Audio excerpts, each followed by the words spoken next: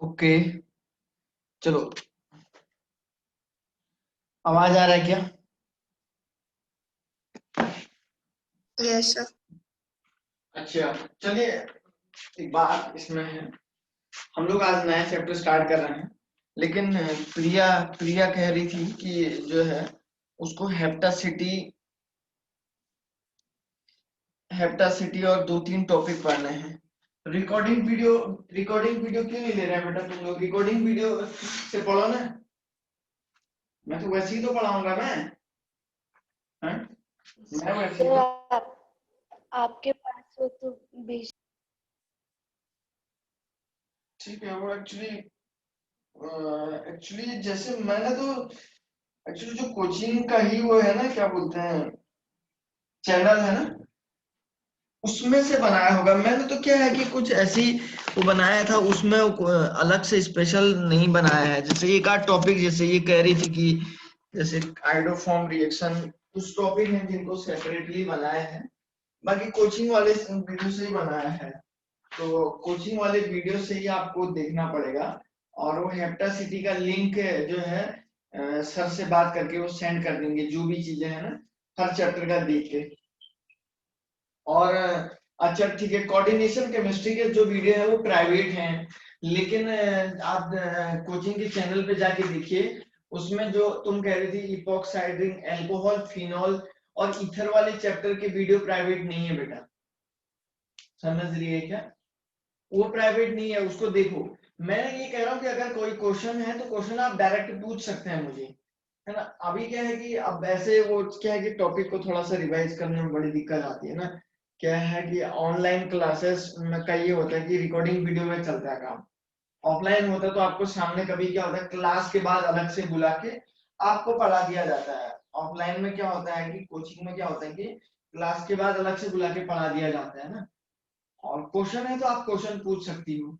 दूसरा क्या है, जैसे ठीक है, मैं आपको जो है हेप्टासिटी का जो लिंक वीडियो है वो उसका जो है प्राइवेट वीडियो किए हैं उस है, उसको मैं जो है भेज दूंगा।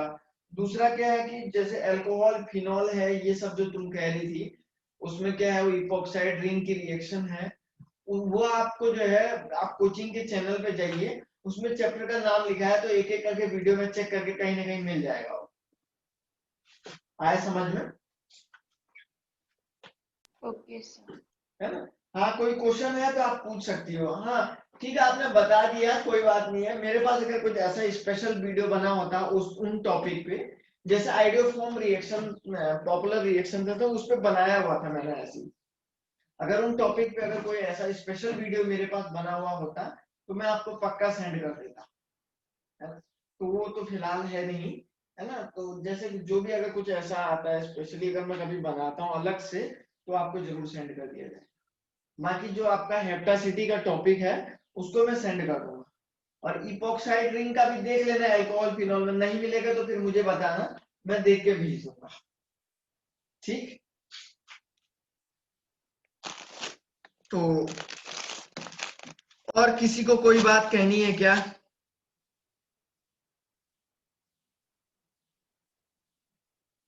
और किसी को कोई बात कहनी है क्या?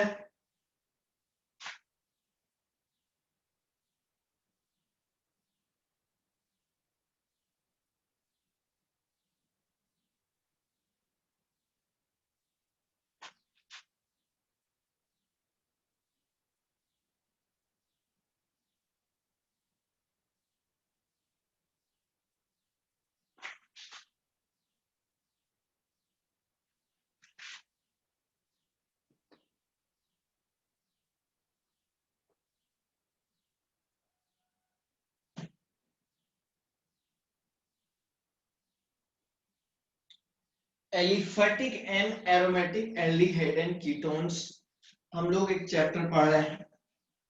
एल्डिहाइड और कीटोन जो है एक दूसरे के मेटामर्स हैं, है ना। मतलब फॉर्मूला सेम होगा, मॉलिक्यूलर फॉर्मूला, लेकिन फंक्शनल ग्रुप अलग अलग हो जाएगा।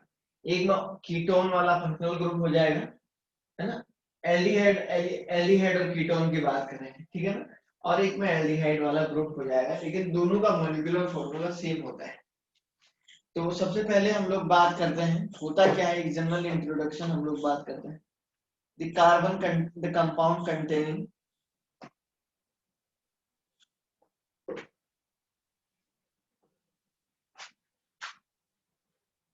CHON CO group, functional group are called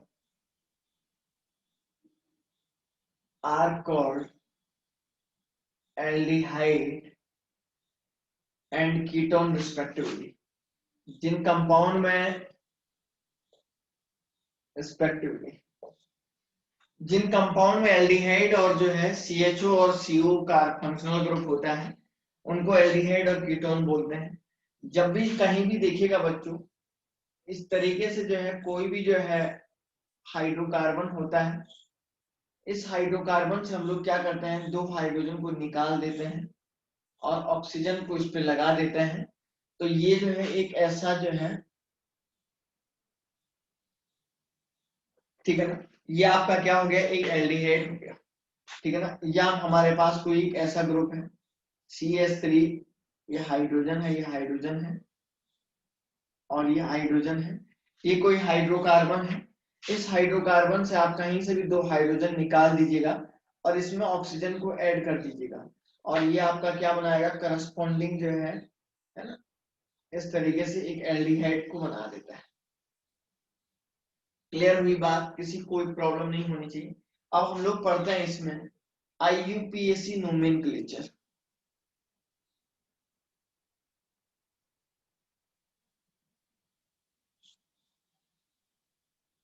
IUPAC nomenclature of aldehyde and ketone. Aldehyde में आप लोगों को पता होना चाहिए सफिक्स क्या लगता है, एल लगता है एल्डिहाइड के लिए, है ना, एल्डिहाइड के लिए। और कीटोन के लिए क्या लगता है, ओन लगता है, ON, ठीक है ना, ओन लगता है। किसके लिए, हम कीटोन की बात कर रहे हैं, ठीक है ना। जैसे एक दो एग्जांपल देखिए यहाँ पे, जैसे मैंने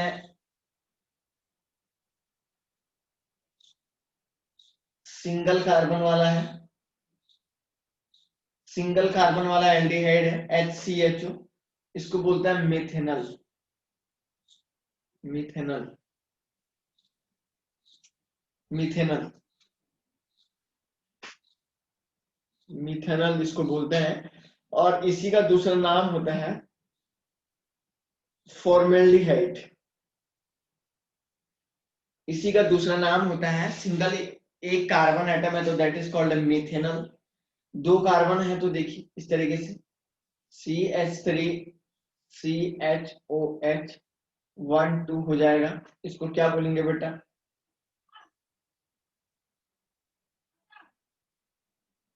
इथेनल। इथेनल 1 भी बोल सकते हैं, कोई दिक्कत तो नहीं है, इथेनल 1 भी बोल सकते हैं। और या देखिए नेक्स्ट देखिए CH3, इसका नाम है प्रोपेनल 1, ठीक है ना, ऐसा बोलते हैं। या दूसरा देखिए एक और एग्जांपल हम लोग ले लेते हैं, CH3 CH of CH2 C double bond OH और यहाँ पे मिथाइल लगा दीजिए, तो 1 2 3 4 हो जाएगा, 3 मिथाइल ब्यूटेनल 1, ऐसे बोलेंगे 3 मिथाइल, क्या बोलेंगे बेटा इसको, 3 मिथाइल ब्यूटेनल 1, है ना। देख लीजिएगा, कोई प्रॉब्लम है तो पूछ लीजिएगा।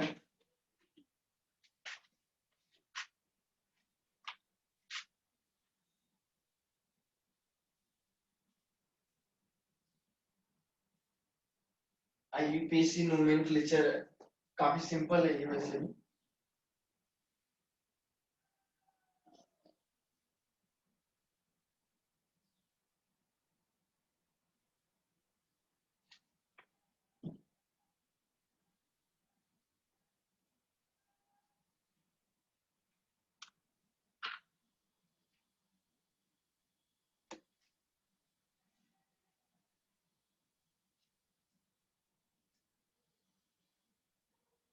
एक मिनट है थोड़ा सा,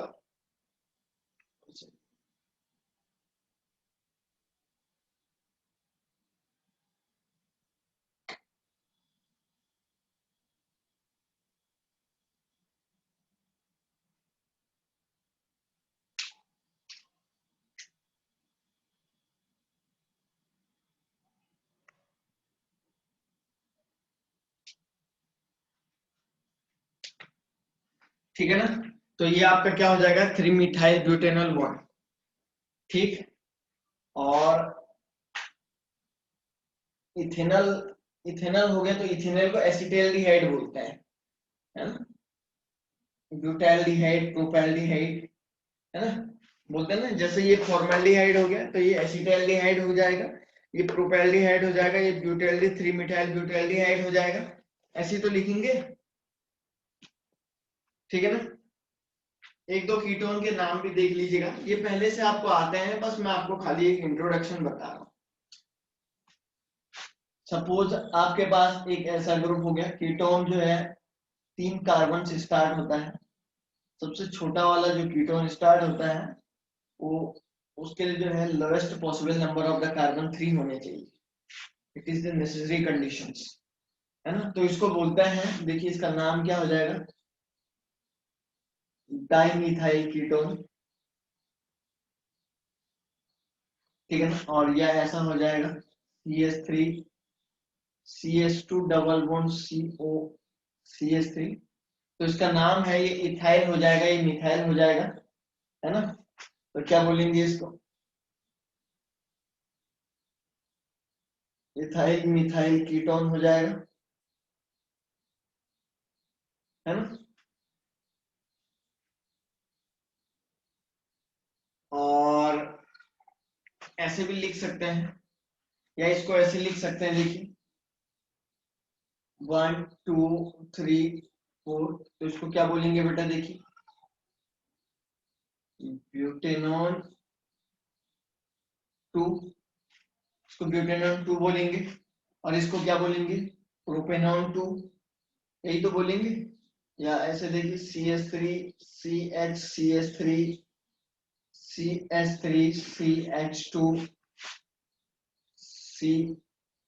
C डबल बॉन्ड और CH3, 1 2 3 4 5 हो जाएगा, ठीक है ना। क्या होगा इसमें, 4 डाइमिथाइल, 4 डाइमिथाइल, ठीक है ना, 4 डाइमिथाइल हो जाएगा।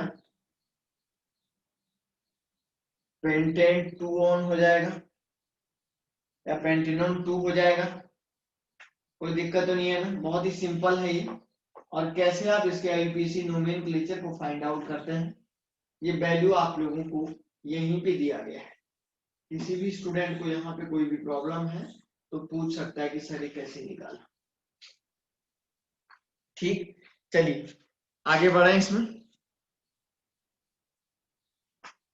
ठीक है। चलिए अब isomerism in the aldehyde and the ketone. Basically इसमें दो टाइप के आइसोमेरिज्म होते हैं, दो टाइप के आइसोमर्स इसमें बनते हैं, वो हम लोग डिस्कस करते हैं। ये आपको पहले से आता था, ठीक, ये पहले से आपको आता था बेटा।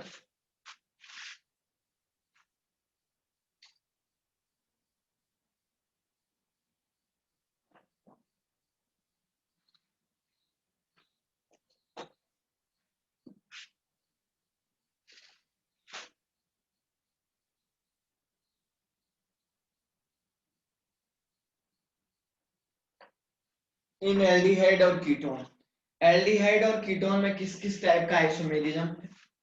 पहला आपके पास था चेन आइसोमेरिज्म, सब पढ़ा हुआ है आपने पहले, मैं तो बस खाली समझा,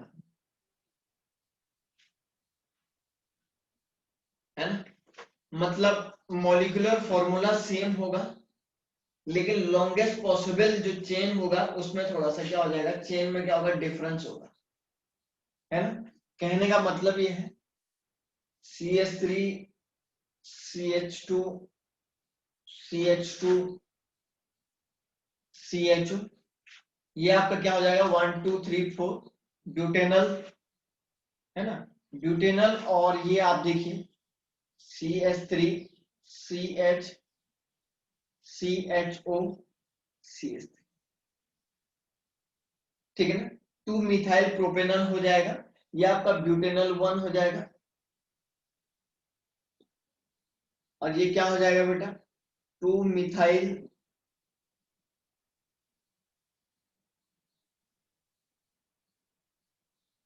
तो इनमें आप देख रहे हैं जो लॉन्गेस्ट पॉसिबल चेन है 1 2 3 4 है, इधर 1 2 3 है। तो डिफरेंस क्या है, मॉलिक्यूलर फॉर्मूला दोनों के सेम है बिल्कुल, लेकिन जो चेन है, जो लॉन्गेस्ट पॉसिबल चेन है, उसमें डिफरेंस है। यहाँ पे एक ब्रांच आ गया है, इसमें कुछ भी नहीं आया। तो ये दोनों जो है, ये दोनों कंपाउंड के मॉलिक्यूलर फॉर्मूला सेम है, लेकिन इनके जो चेन है, जो चेन लॉन्गेस्ट पॉसिबल चेन है, उसमें डिफरेंस है। और इस वजह से इसको जो है, इन दोनों को जो है एक दूसरे के चेन आइसोमर बोलते हैं। इसको क्या बोलते हैं, एक दूसरे के चेन आइसोमर। क्लियर हुई बात। आइए दूसरा एग्जांपल ले लेते हैं, अगर आप बोलते हैं तो। मान के चलिए एक ऐसा ले लेता हूं, है ना, ऐसा ले लो 1 2 3 4 5 6 7 8, है ना, इसमें ले लो।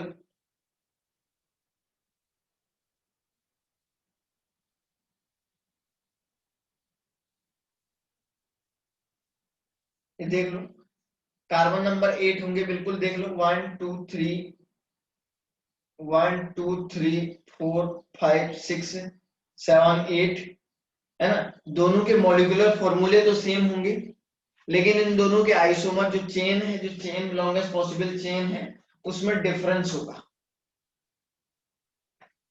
अरे समझ रहे हैं क्या, उसमें हम लोग बोलते हैं डिफरेंस होगा। क्लियर हुई बात। दूसरा दूसरा टाइप का आइसोमर इसमें क्या होता है, देखिए।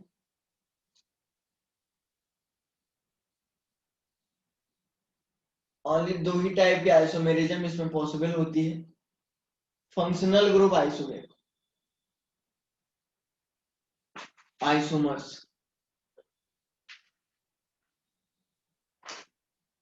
फंक्शनल ग्रुप आइसोमेरिज्म इसको बोलते हैं। होता क्या है, देखिए, सपोज मैंने कहा C3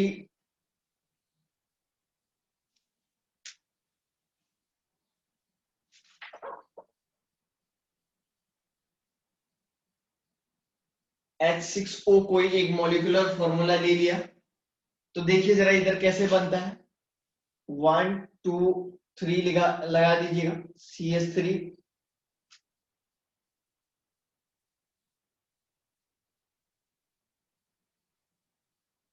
हो गया। इसी मॉलिक्यूलर फॉर्मूला का एक और कंपाउंड ऐसे भी बना सकता हूं मैं, कार्बन कार्बन कार्बन। समझ रहे हैं क्या, दोनों का मॉलिक्यूलर फॉर्मूला तो बिल्कुल सेम है, दोनों का मॉलिक्यूलर फॉर्मूला तो सेम है, लेकिन फंक्शनल ग्रुप क्या है बेटा, बिल्कुल अलग अलग है। एक में एल्डिहाइड वाला फंक्शनल ग्रुप है, दूसरे में कौन सा वाला है, कीटोन वाला फंक्शनल ग्रुप है। और इस वजह से इसको फंक्शनल ग्रुप आइसोमेरिज्म बोलते हैं। समझ में आई बात क्या, इसीलिए इसको फंक्शनल ग्रुप आइसोमेरिज्म बोलते हैं। मॉलिक्यूलर फॉर्मूला तो सेम है, लेकिन जो है क्या चेंज हो रहा है, ये आपको दिख रहा। एक और लास्ट हम लोग लेते हैं, टॉटोमर्स।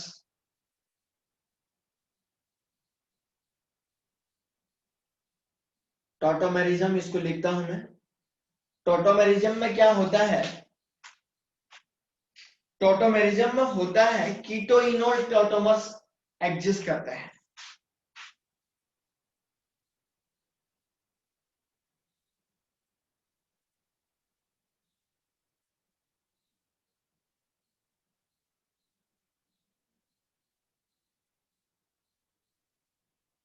कीटो इनोल टॉटोमर्स एग्जिस्ट करता है। और ये टॉटोमेरिज्म शायद आप लोग बहुत अच्छे से पहले से भी जानते हैं, बस मैं आपको चैप्टर की शुरुआत कर रहा हूं, तो हर एक बेसिक पॉइंट को एक बार बता रहा हूं। मान के चलिए ऐसा कुछ है,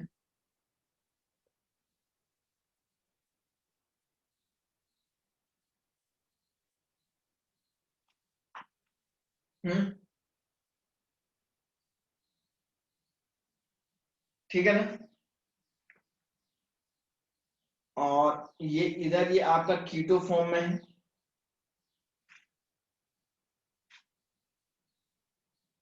ठीक है ना। टॉटोमर्स बनेगा तो इनोल फॉर्म में कन्वर्ट हो जाएगा।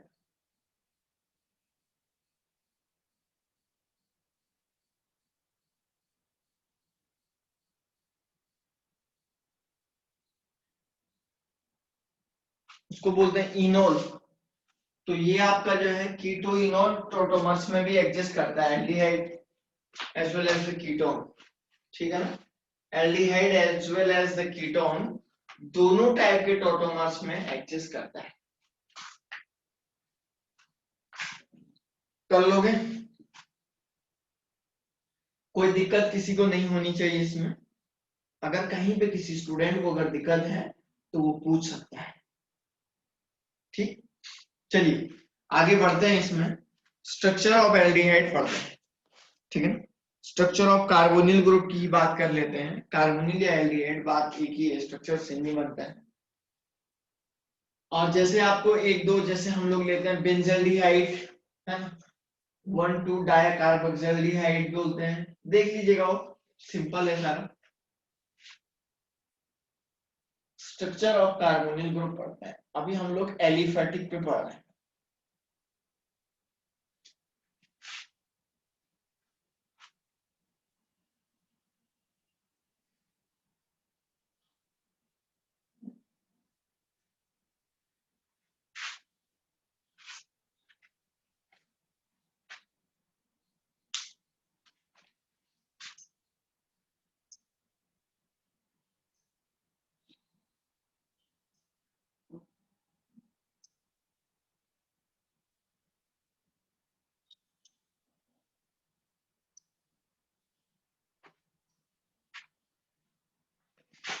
Structure of carbonyl group, carbonyl group का स्ट्रक्चर क्या होगा उसके बारे में पढ़ते हैं। देखिए जरा ध्यान से, आपके पास कोई भी कार्बोनिल ग्रुप इस तरीके से होता है,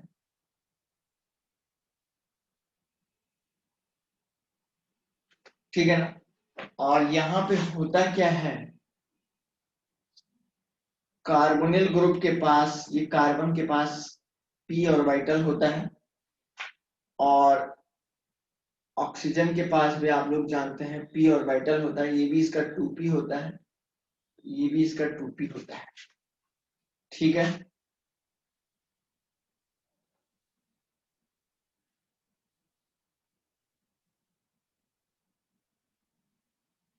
है ना, ऐसा कुछ ये होता है।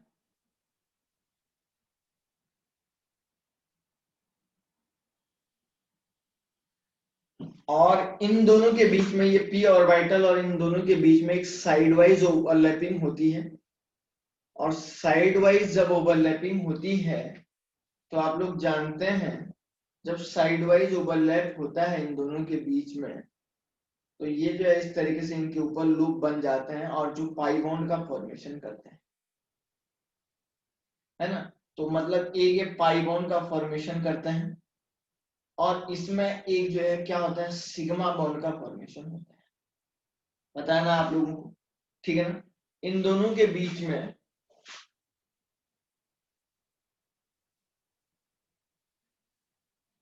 तो इन दोनों के बीच में जो कार्बन होता है, ये कार्बन का जो है sp2 हाइब्रिडाइजेशन होता है।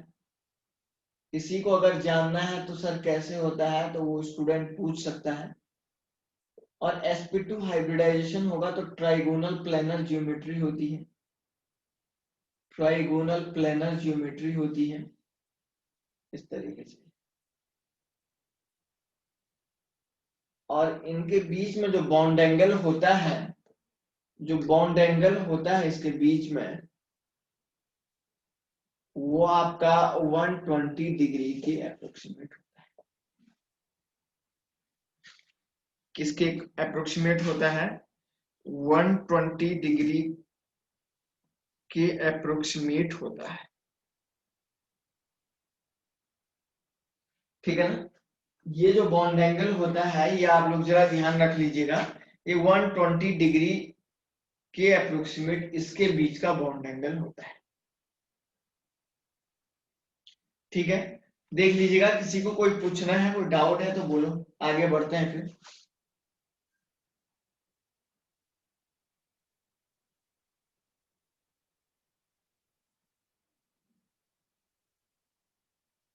ठीक है ना।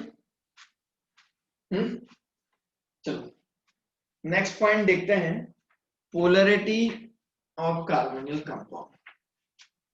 कार्बोनिल कंपाउंड की पोलैरिटी पढ़ते हैं।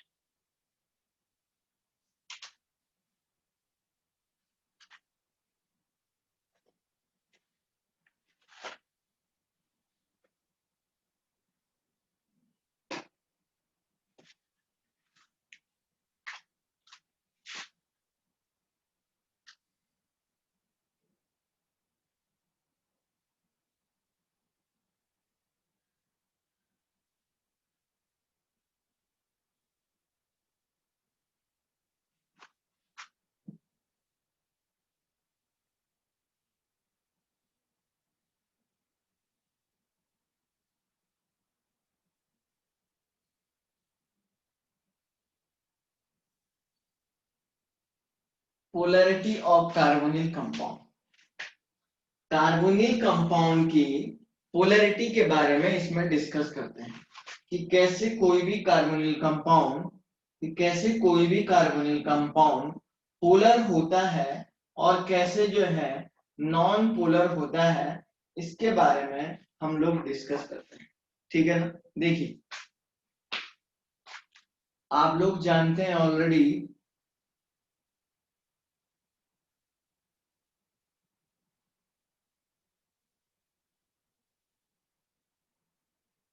ठीक है ना, ये एक कार्बोनिल ग्रुप है। ये ऑक्सीजन ऑलरेडी जो है मोर इलेक्ट्रोनेगेटिव होता है, इसकी इलेक्ट्रोनेगेटिविटी 3.5 के अप्रोक्सीमेट होती है और इसकी 2.5 के अप्रोक्सीमेट होती है। तो ये ऑक्सीजन क्या है, मोर इलेक्ट्रोनेगेटिव होने की वजह से एक कार्बन और ऑक्सीजन के बीच में जो पाई बॉन्ड है इसको अपनी तरफ खींच लेगा, है ना। ये कार्बन और ऑक्सीजन की तरफ जो है ये पाई बॉन्ड है और इसको जो है क्या कर लेता है, ये अपनी तरफ खींच लेता है। और जैसे ही अपनी तरफ खींचेगा तो ऑक्सीजन पे नेगेटिव चार्ज आ जाएगा, पार्शियल नेगेटिव चार्ज आ जाएगा, कार्बन पे पार्शियल पॉजिटिव चार्ज आएगा। ठीक है ना। और इस तरीके से जो चार्ज का सेपरेशन होता है इसको बोला जाता है पोलर, या इसको ये बोलते हैं पोलर हो जाएगा, ये बॉन्ड या पोलर हो जाएगा, या इसको बोलते हैं डाइपोल डाइपोल इंटरेक्शन।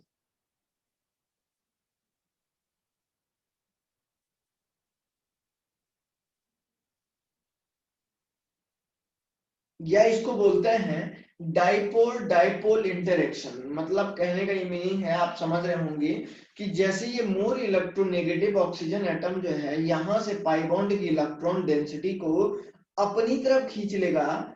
कौन, कार्बन और ऑक्सीजन के बीच की जो पाई बॉन्ड इलेक्ट्रॉन है, इस पाई बॉन्ड इलेक्ट्रॉन डेंसिटी को कौन खींच लेगा बेटा, ये ऑक्सीजन एटम खींच लेगा। ये क्यों खींचेगा, क्योंकि ऑलरेडी ये मोर इलेक्ट्रोनेगेटिव है।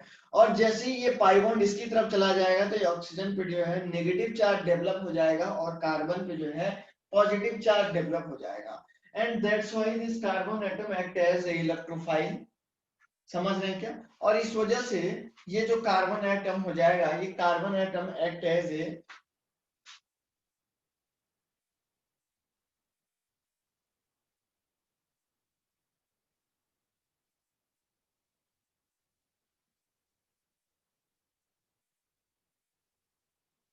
इलेक्ट्रोफाइल की तरह काम करेगा। मतलब इलेक्ट्रोफाइल का मीनिंग हो जाएगा कि ये एक क्या हो जाएगा बेटा, इलेक्ट्रॉन डेफिशिएंट सेंटर हो जाएगा।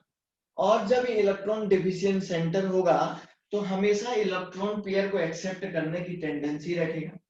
जब ये इलेक्ट्रॉन डेफिशिएंट सेंटर होगा तो हमेशा इलेक्ट्रॉन पेयर को एक्सेप्ट करने की टेंडेंसी रखेगा। और जैसी जो पेयर या जो सेंटर इलेक्ट्रॉन पेयर को एक्सेप्टर होते हैं वो हमेशा एज लुईस एसिड काम करते हैं, लुईस एसिड जिसको बोलते हैं। So that's why this electron deficient centre, और ये एज ए लुईस एसिड काम करेगा। तो कभी कभी आपसे बोला जाता है कि कार्बोनिल ग्रुप में, कार्बन और ऑक्सीजन में कौन सा ऐसा ग्रुप है जो एज ए लुईस एसिड काम करता है। तो ध्यान रखिएगा, ये जो कार्बन एटम होता है ये carbon atom as a Lewis acid काम करता है। क्लियर हुई बात। और ऑक्सीजन पे नेगेटिव चार्ज आ गया तो ऑक्सीजन क्या करेगा, oxygen atom as a electron pair donor काम करेगा। ऑक्सीजन एटम, मैं यहां पे लिख दे रहा हूं, oxygen atom act as electron pair donor। और जब इलेक्ट्रॉन पेयर डोनर काम करेगा एज ए लुईस बेस काम कर लेगा। तो अब आपको समझ में तो आ गया होगा कि लुईस एसिड और लुईस बेस किसको बोले। लुईस एसिड वो हो गया कि जो इलेक्ट्रॉन पेयर डोनर है ना, और जो इलेक्ट्रॉन पेयर एक्सेप्टर है that is called Lewis acid, और जो डोनर है दैट इज कॉल्ड बेस। समझ में आई बात क्या? आइए हम लोग पढ़ते हैं इनके boiling and melting point.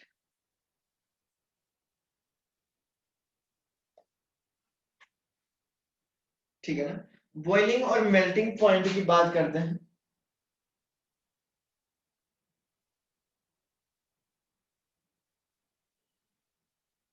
BP and MP are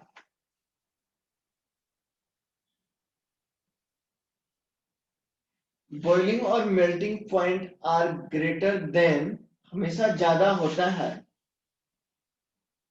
corresponding मतलब सेम मॉलिक्यूलर फॉर्मूला की तरह ईथर एंड हाइड्रोकार्बन।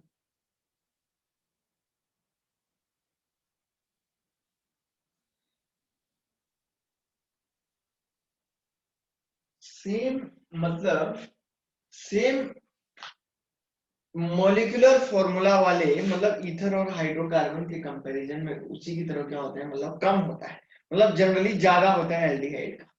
ठीक है ना, लेकिन बट लेसर देन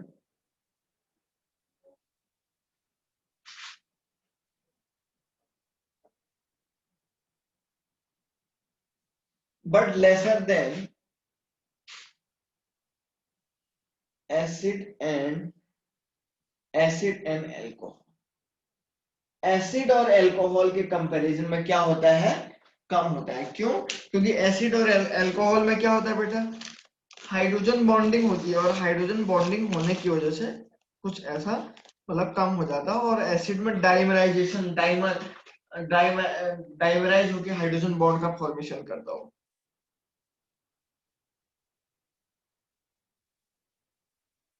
ठीक है ना, चलिए नोट करिए, किसी को कोई प्रॉब्लम है तो पूछ सकता है।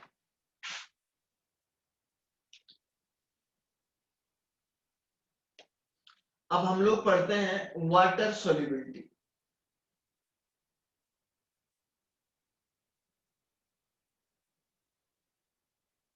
है ना, चलो एक इसमें एग्जांपल हम लोग कर लेते हैं। अगर आप कहते हैं, आप ही लोग खुद बता दीजिएगा। ऑर्डर ऑफ बॉइलिंग पॉइंट देख लीजिएगा, ऑर्डर ऑफ बॉइलिंग पॉइंट। तो पहला आपके पास है ब्यूटेनॉल, और दूसरा आपके पास है ब्यूटेन 1 ऑल,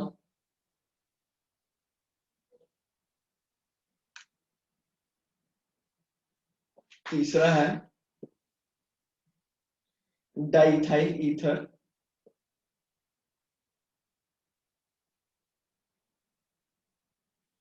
और चौथा आपके पास है पेंटेन। चलो ऑर्डर ऑफ बॉइलिंग पॉइंट निकालो जल्दी से।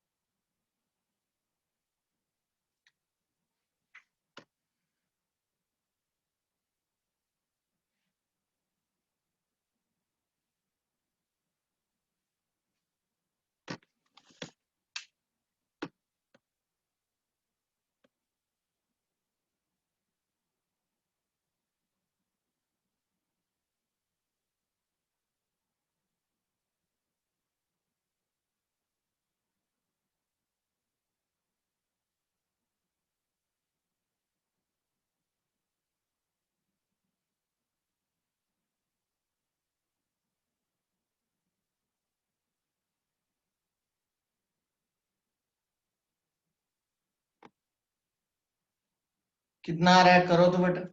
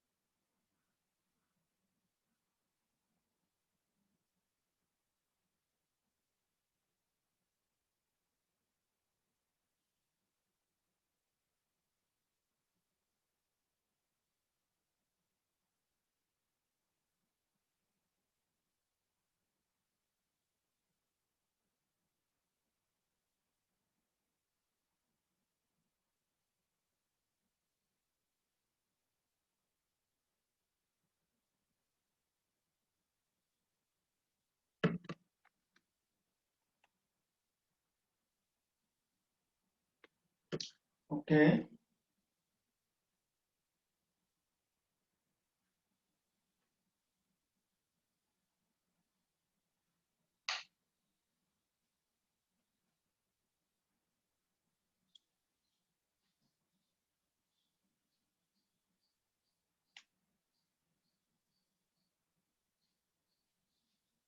ठीक है, चलिए पता तो लग गया होगा आपको डायरेक्टली कैसे सॉल्व करना है ये।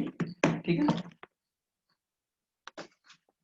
तो कहने का ये मीनिंग है कि भाई इसमें सबसे ज्यादा जो हो जाएगा वो आपका दूसरे वाले। तुम लोगों ने क्या किया भाई? पेंटेन, ये तो पेंटेन है,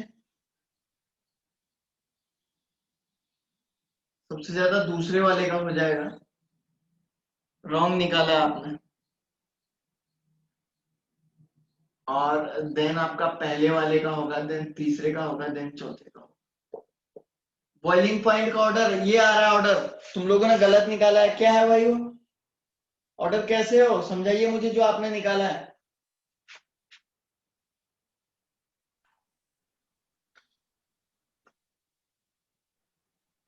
समझाइए कैसे निकाला हो आपने।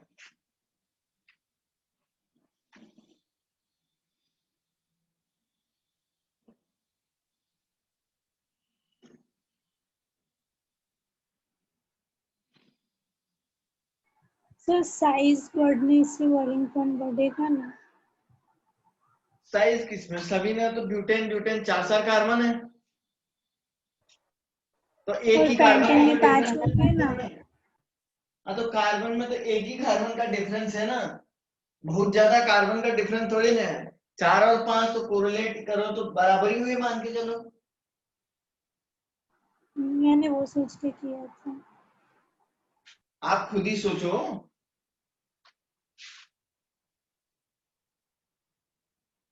आए समझ में? Yes sir. ठीक है ना? अब कोई डाउट दिक्कत तो नहीं है ना किसी को? तो इसलिए हम कह रहे हैं कि हाइड्रोजन बॉन्डिंग इसमें हो रही है तो ये सबसे पहले होगा, देन ये होगा, देन ये होगा। साइज कौन सा? आप बोलोगे सर आपके पास बाकी में 3 कार्बन है, इसमें 6 कार्बन है। एक कार्बन का कोई लेना देना उतना बड़ा कोई इफेक्ट थोड़ी ना होगा। एक कार्बन में पूरा पलट थोड़ी नहीं जाएगा यार।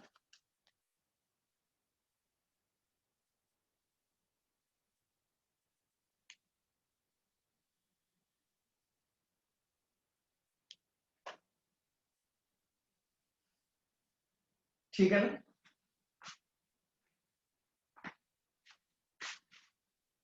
अब चलिए, अब वाटर सोल्युबिलिटी पढ़ते हैं। सर हाँ विधि को ऐड करो ना। ऐड कर दिया बेटा उसको।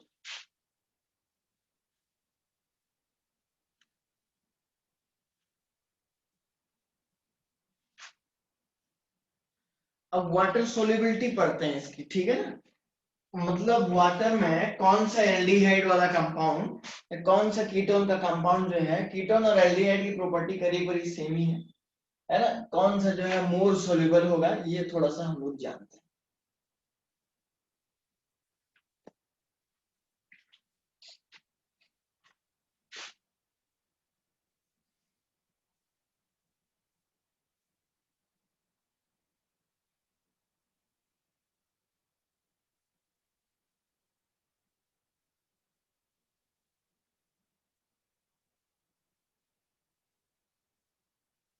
वाटर सोल्युबिलिटी क्या होता है? देखिए,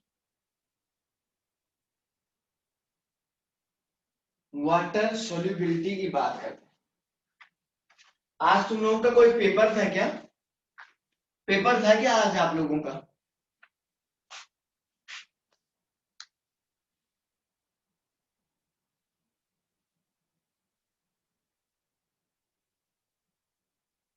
ठीक, चलो कोई बात नहीं।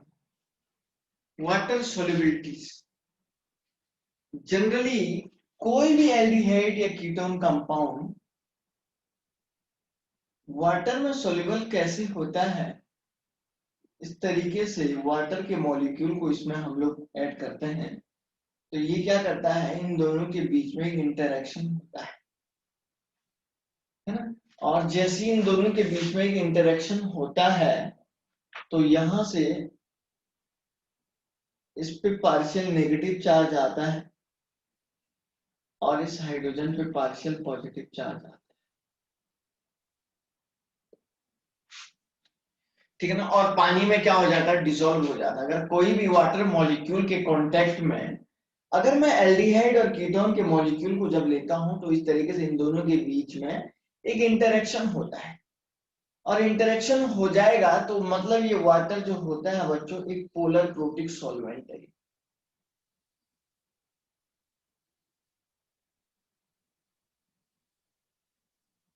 इन दोनों के बीच में एक इंटरेक्शन होता है और इस तरीके से जो है पानी में डिसॉल्व हो जाता है।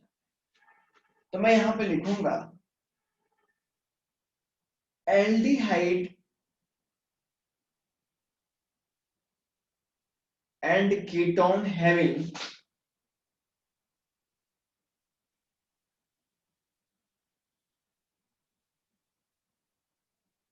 Lower member are more water soluble।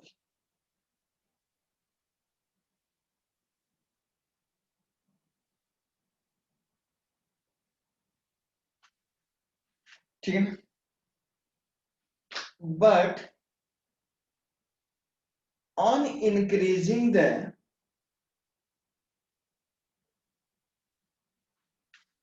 size of carbon chain in aldehyde and ketone aldehyde और कीटोन में साइज ऑफ कार्बन चेन के इंक्रीज होने से सॉल्युबिलिटी डिक्रीज हो जाती है। अब ऐसा क्यों होता है वो भी हम लोग जानते हैं। Solubility decreases because of hydrophobic part. Hydrophobic part का मीनिंग होता है बच्चों जो वाटर रिपेलिंग पार्ट होता है that is called hydrophobic part, ठीक है। अब मान के चलिए मैंने एक छोटा सा मान के चलिए एक छोटा सा एल्डिहाइड लिया यहाँ पे ये वाला, ठीक। और एक और एल्डिहाइड मैंने ऐसे ले लिया, तो आपने देखा कि हाइड्रोफोबिक पार्ट का मतलब होता है जो हाइड्रोकार्बन वाला पार्ट है, ठीक है ना, जिसको हम नॉन आयनिक पार्ट बोलते हैं। तो इसका ये हाइड्रोफोबिक पार्ट कम है ना, और इसका हाइड्रोफोबिक पार्ट ज्यादा है। हाइड्रोफोबिक का मीनिंग हो गया, लिख लीजिएगा अपने साइड कॉपी में, वाटर रिपेलिंग पार्ट को बोलते हैं हाइड्रोफोबिक पार्ट। अरे जो पार्ट वाटर को ज्यादा रिपेल करेगा तो पानी में डिसॉल्व कहां से हो जाएगा। हाइड्रोफोबिक का मतलब हो जाएगा, यहां पे लिख दिया है,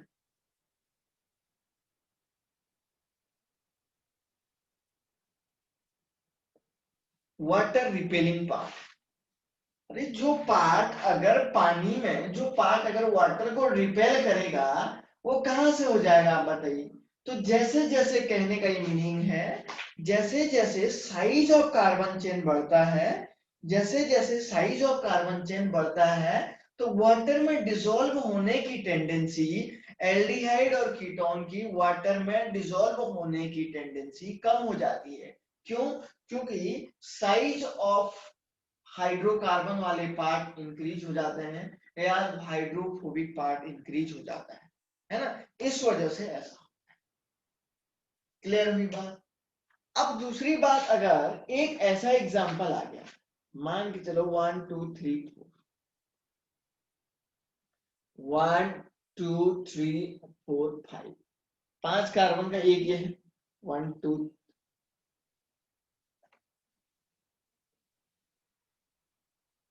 और एक ऐसा है।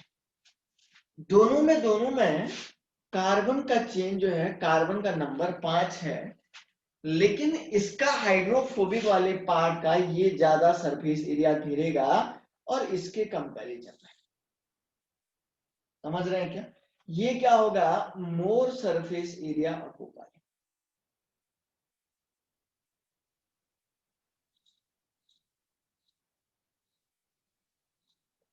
और ये जो है ये लेस सरफेस एरिया ऑक्यूपाई करेगा, ठीक है ना? और जब ये वाला, तो जिसका हाइड्रोफोबिक पार्ट कम एरिया को ऑक्यूपाई करेगा, जिसका हाइड्रोफोबिक पार्ट कम एरिया को ऑक्यूपाई करेगा, तो आप खुद एक बात सोचो बच्चों, तो उसके वाटर में सॉल्युबिलिटी ज्यादा होगी ऑलरेडी, समझ रहे हैं क्या? उसके वाटर में सॉल्युबिलिटी ज्यादा हो जाएगी, ठीक है ना? So that's why this is the more soluble. सबके केस में यही होता है, वैसे अल्कोहल का भी यही होता है, मैंने पढ़ाया होगा जब अल्कोहल पढ़ाया होगा, हेलोजन वाला चैप्टर जब भी पढ़ाया होगा तो उसमें भी ये जरूर बताया होगा, है ना? अब मुझे ये बताओ, किसी भी स्टूडेंट को अगर इसमें कोई भी डाउट है तो पूछ ले कि सर इसको एक बार और समझाइए, या इसको क्या बोल रहे थे, तो वो बोल सकता है, भाई बोलो।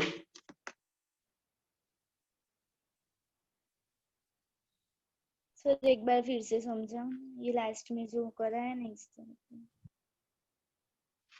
अच्छा ठीक है बेटा, बता, ये दूसरा वाला ना, ठीक है।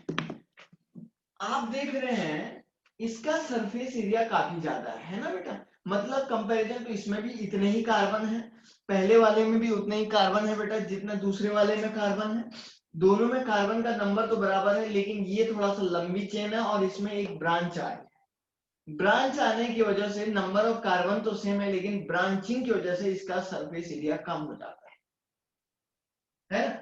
और क्या हो जाएगा, ब्रांचिंग, ठीक है ना, मतलब ब्रांच आ गया, मैं यहाँ पे लिख भी देता हूँ, आप कहते हैं तो ब्रांच आ गया, और ब्रांच आने की वजह से इसका जो सरफेस एरिया है बच्चों, इसका जो सरफेस एरिया है वो कम हो गया है और इसका ज्यादा है। और जब ज्यादा सरफेस एरिया होगा तो आप देख रहे हैं जब ज्यादा एरिया को घेरेगा, कौन घेर रहा है, हाइड्रोफोबिक वाला पार्ट, और यहाँ पे हाइड्रोफोबिक वाले पार्ट में ब्रांच आने से कम सरफेस एरिया को ऑक्युपाई किया। और जब कम हाइड्रोफोबिक वाला पार्ट अगर कम सरफेस एरिया घेरेगा तो वाटर में सॉल्युबिलिटी को दिखाएगा। अब ज्यादा घेरेगा तो फिर वाटर को आने ही नहीं देगा, क्योंकि ज्यादा से ज्यादा एरिया को कवर कर देगा, समझ रहे हैं क्या? इसलिए ये सेकंड वाला जो मॉलिक्यूल है, ये सेकंड वाला जो मॉलिक्यूल है जनरली मोर वाटर सोल्यूबल है कंपैरिजन टू फर्स्ट, है ना? एक दो जैसे हम लोग एग्जांपल ले लेते हैं अगर आप कहते हैं तो, ठीक, चलिए। ये नोट कर रहे हैं क्या? ये पहले नोट कर लो, नोट करना है तो।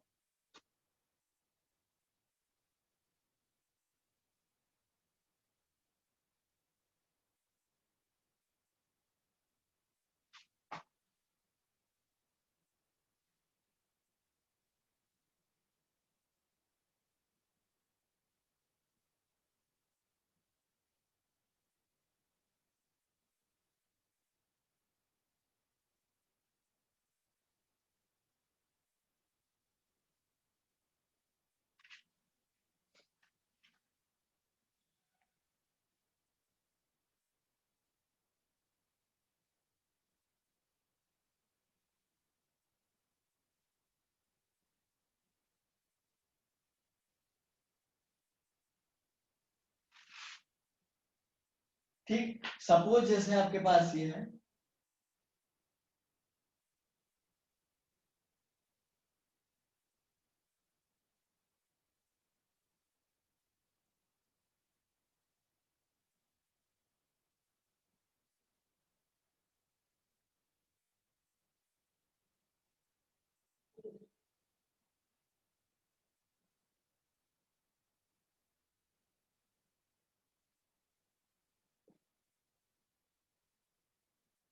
ऐसा। तो आप देख रहे हैं सब में नंबर ऑफ कार्बन इक्वल है ना, और नंबर ऑफ कार्बन सभी में इक्वल है, आप लोगों को दिख रहा होगा साफ साफ। लेकिन ऊपर से नीचे आने पे ब्रांचिंग बढ़ रही है ना, तो ब्रांचिंग जैसे बढ़ेगी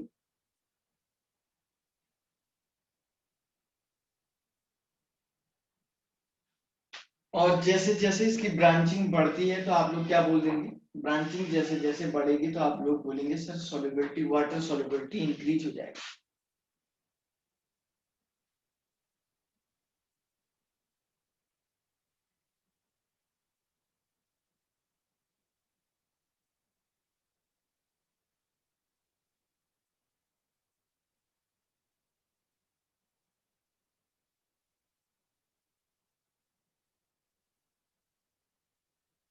नोट कर लीजिएगा, ठीक है ना।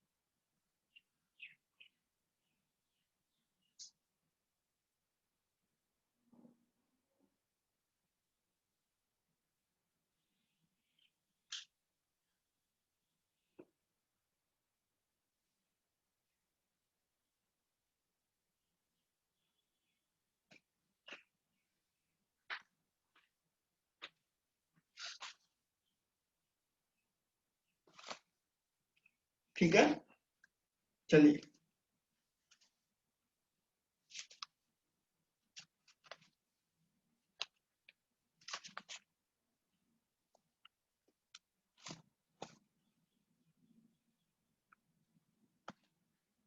अब हम लोग डायरेक्टली आते हैं methods of preparation of aldehyde, ठीक है ना। ये तो आपका बेसिक्स हो गया, कैसे आप लोग मेथड्स ऑफ प्रिपरेशन करते हैं, और मुझे लगता है कि ये भी आप लोगों ने शायद पहले से पढ़ा हुआ है।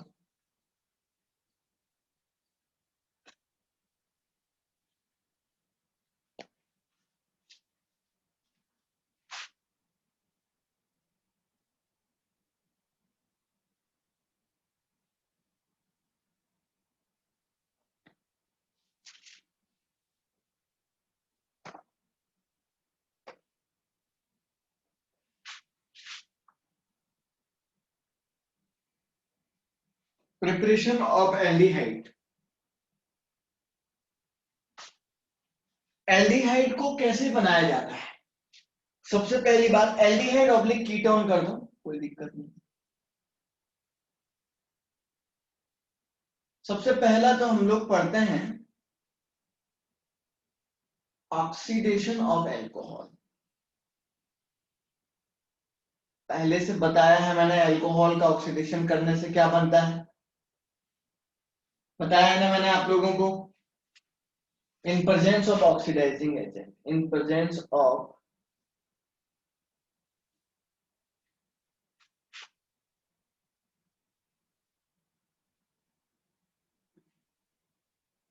इन presence of oxidizing agent, oxidizing agent की प्रेजेंट में कैसे आप अल्कोहल का ऑक्सीडेशन करते हैं, ये सबसे बड़ी बात है। तो पहला आपके पास क्या होता है जरा देख लीजिएगा, ऑक्सीडेशन ऑफ अल्कोहल में पहला आपके पास देखिए, मैंने आपको बताया था बच्चों 1 डिग्री अल्कोहल हमेशा एल्डिहाइड को देते हैं। अगर आप ऑक्सीजन के साथ रिएक्शन करते हैं तो ये हमेशा क्या देंगे, एल्डिहाइड देंगे। 2 डिग्री अल्कोहल हमेशा जो है कीटोन का फॉर्मेशन करते हैं, है ना। और 3 डिग्री अल्कोहल का 3 डिग्री अल्कोहल का ऑक्सीडेशन नहीं होता है, नो रिएक्शन। क्यों, क्योंकि किसी भी अल्कोहल को, ठीक है ना, ऑक्सीडाइज होने के लिए उसके पास एटलीस्ट 1 अल्फा हाइड्रोजन एटम होना चाहिए। मतलब एक alpha hydrogen atom it is there must be conditions for alcohol to be oxidize. Oxidize होने को किसी भी अल्कोहल को उसके पास एक अल्फा हाइड्रोजन एटम का होना बहुत जरूरी है। अगर अल्फा हाइड्रोजन नहीं है तो वो ऑक्सीडाइज नहीं होगा, क्योंकि 3 डिग्री अल्कोहल इस तरीके से होता है बच्चों, ये आपने देखा होगा, ये OH होता है और ये ऐसे होता है। तो आपको पता है कि ऑक्सीजन के रिस्पेक्ट में ये जो पहले नंबर का ये कार्बन है यही अल्फा कार्बन है, और इस अल्फा कार्बन पे जो हाइड्रोजन होगा वही अल्फा हाइड्रोजन होगा। तो इस पे तो कोई भी हाइड्रोजन नहीं है क्या? है क्या? तो इस पे तो कोई भी अल्फा हाइड्रोजन एटम नहीं है, तो इसलिए आप बोलेंगे सर इसमें कोई भी अल्फा हाइड्रोजन एटम नहीं है, that's why this alcohol compound does not oxidize, है ना। मैंने पहले भी बताया था किसी भी अल्कोहल को अगर ऑक्सीडाइज होना है तो उसके पास एटलीस्ट 1 अल्फा हाइड्रोजन एटम का होना बहुत जरूरी है ना। तो आपने ये देखा, लेकिन 2 डिग्री के पास एक अल्फा हाइड्रोजन एटम होता है, 1 डिग्री के पास ऑलरेडी 2 होते हैं, तो आसानी से एल्डिहाइड में कन्वर्ट होता है। आइए कुछ एग्जांपल देके मैं आपको समझाता हूँ। मैंने कुछ ऑक्सीडाइजिंग एजेंट बताए थे, जरा देखिए तो क्या क्या बताए थे। पहला मैंने क्या क्या बताया था, देखिए CrO3 प्लस H2SO4, क्या बोला था बेटा, इसको जोन्स रिएजेंट बोला था, बताया था ना सभी को पहले, है ना। दूसरा बोला था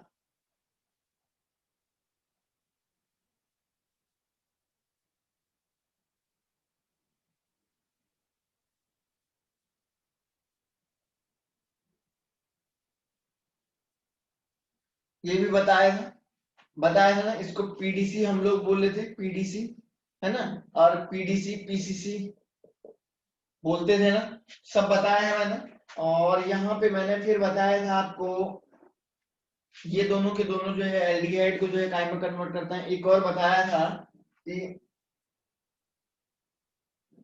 CrO2Cl2 प्लस Et3N, है ना, प्लस CH2Cl2, ये भी बताया था।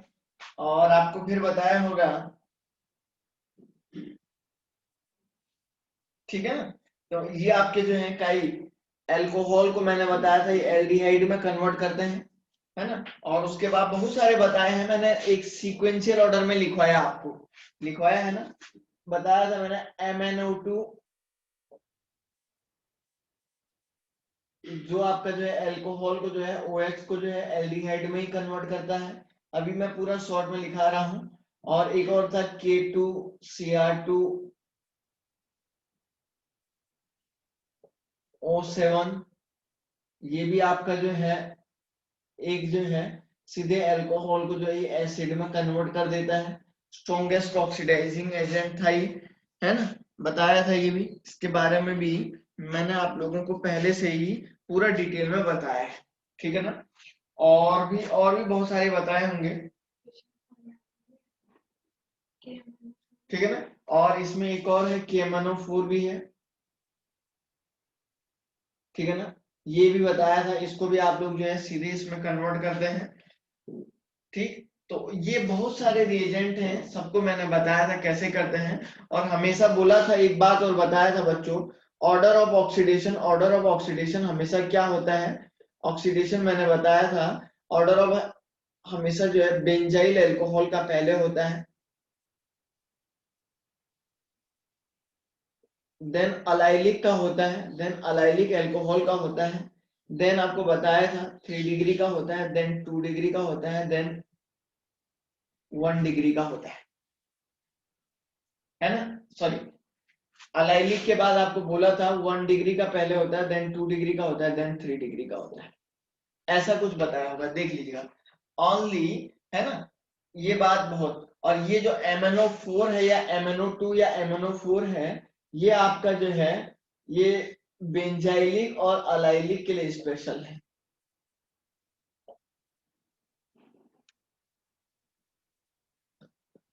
लिखाया है ना ये टेबल, लिखाया है ना आप लोगों को, नोट कर लो एक बार इसको, अरे ये बताया है मैंने, ये टेबल बहुत अच्छे से बताई है, इसको डेकोराइज करके समझाया है, तो नोट कर लो।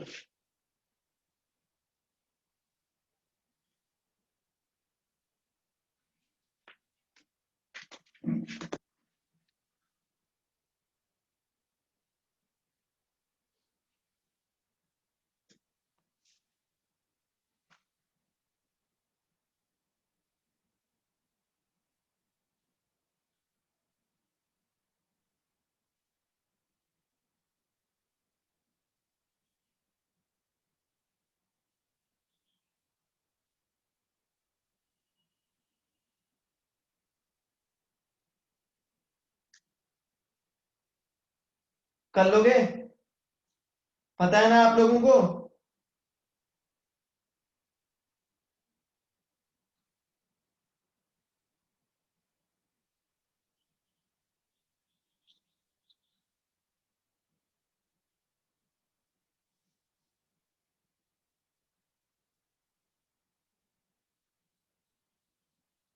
ठीक है, चलो अब इसमें एक दो रिएक्शन सॉल्व करवाते हैं आपको।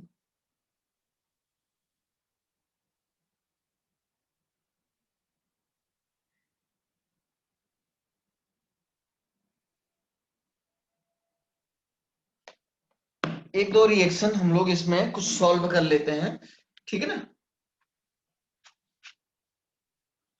तो ये सारा एक्चुअली मैं इसलिए डिटेल में नहीं समझा रहा हूं, क्योंकि मैंने आप लोगों को पहले ही बताया है ये सारा। एल्कोहल में मैंने बोला था पढ़ के आइएगा, तो इसलिए आप लोग जरूर उस टेबल को एक बार और घर पे देखिएगा कि कैसे सर ने क्या बोला था।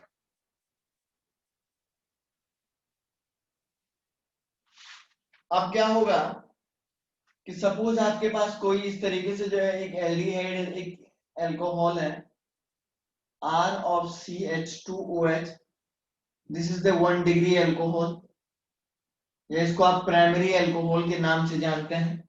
इसको आपसे कहा गया कि भाई पीसीसी की प्रेजेंस में रिएक्शन करेगी, है ना?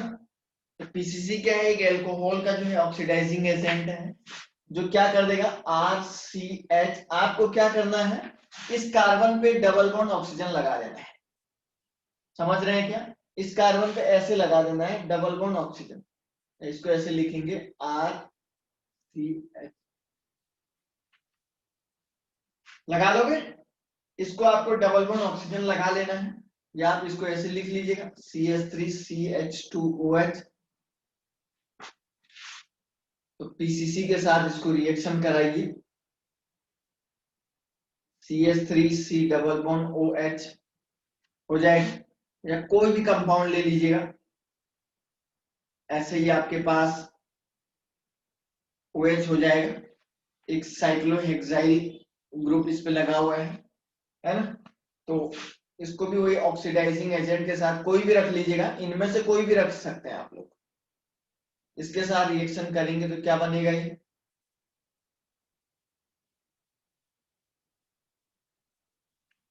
ऐसा बन जाएगा। कोई दिक्कत किसी को भी नहीं होनी चाहिए। या हमारे पास कोई एक ऐसा एल्कोहल ले लिया, ये आप देख रहे हैं 2 डिग्री एल्कोहल है यहाँ पे, है ना? कितना डिग्री है? 2 डिग्री एल्कोहल है। और इस 2 डिग्री एल्कोहल को आप जो है इस तरीके से ऑक्सीडेशन करोगे, तो यहाँ पे क्या कर देना है बेटा, इसको डबल बॉन्ड ऑक्सीजन लगा देना बस, है ना? कोई भी ऑक्सीडाइजिंग एजेंट के साथ अगर आपको रिएक्शन करने को बोलेगा, ऐसा हो जाए।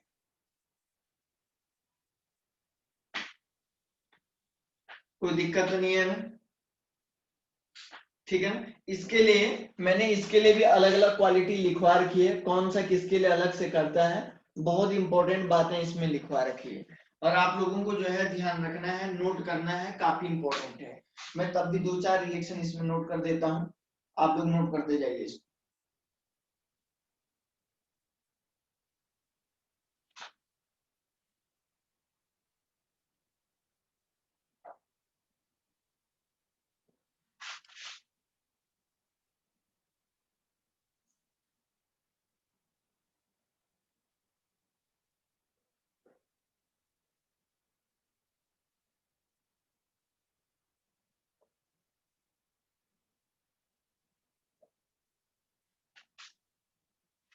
ठीक है ना। देख लीजिएगा, किसी भी बच्चे को अगर कहीं पे भी कोई भी अगर डाउट है तो पूछ लीजिएगा।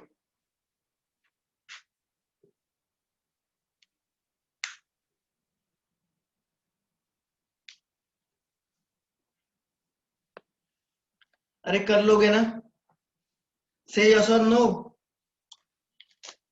Yes sir. चलिए अभी अब बच्चों क्लास का टाइम भी हो ही गया है करीब करीब, ठीक है ना। कितने बजे तक होता है बेटा ये क्लास? 1:30 तक ना, नहीं सॉरी 4:30 तक। कितना है बेटा इसका टाइमिंग? 4:30 है ना। Yes sir. और ठीक है, अभी मैं आपको एक बात बता देता हूँ। एक्चुअली कल का लेक्चर अभी हम लोग पढ़ाना तो चाहते थे, मैं इसलिए नहीं पढ़ा रहा हूँ। मैं आपको बता देता हूँ कल के लेक्चर में आपको घर से क्या पढ़ के आना है। किसी बच्चे को आप लोग तैयारी करते रहिए, प्रैक्टिस करते रहिए, चाहे कोऑर्डिनेशन कंपाउंड हो या किसी दूसरे कंपाउंड दूसरे चैप्टर के हैं उसके नीट, जिन बच्चों को नीट देना है नीट का क्वेश्चन पेपर जरूर लगाइए, बहुत आसान आता है। जेई जिनको देना है जेई के क्वेश्चन जरूर लगाइए, और डाउट आता है तो आप लोग जरूर पूछिएगा, है ना। मैं आपको कुछ टॉपिक बता देता हूँ जो आपको घर से पढ़ना है, ठीक है ना, क्योंकि अगर आप लोग घर से नहीं पढ़ेंगे तो फिर वो कल समझ में नहीं आएगा, है ना। तो अच्छे से पहली बात तो ऑक्सीडेशन जरूर पढ़िएगा, क्योंकि मैं कल आपको जो है कुछ क्वेश्चन दूंगा। दूसरा मैंने आपको बताया था ना वो ऑक्सीमर्क्यूरेशन डिमर्क्यूरेशन,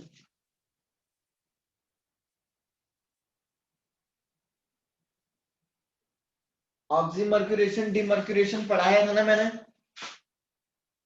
यस सर। तो ये भी पढ़ के आइए। दूसरा आप हाइड्रोबोरेशन भी पढ़ के आइए घर से। तीसरा शायद अगर मैंने ओजोनोलाइसिस भी पढ़ाया होगा कहीं ना कहीं, देख लेना थोड़ा बहुत।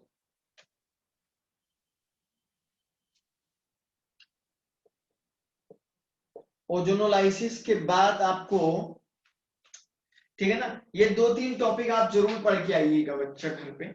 और हो सकता है डिहाइड्रेशन ऑफ एल्कोहल भी पढ़ के आइए। पढ़ना तो सभी है, पढ़ना तो सभी है, क्योंकि ऑर्गेनिक केमिस्ट्री एक दूसरे से कोरिलेट है पूरा। ऐसा नहीं कि आपने सर सेपरेट चैप्टर पढ़ा दिया तो उसका पिछले वाले से कुछ लेना देना नहीं, ऐसा नहीं है।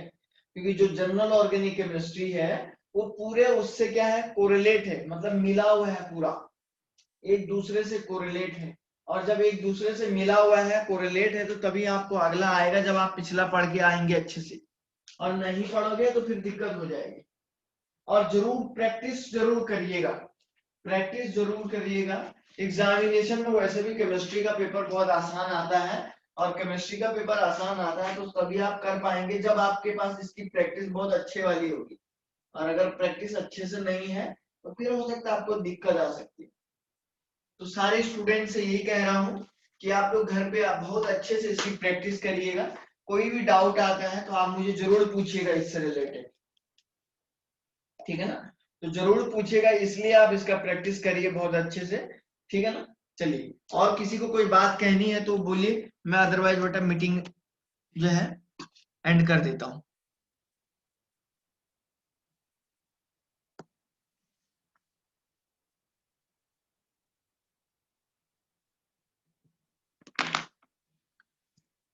ठीक है ना, चलिए ठीक है।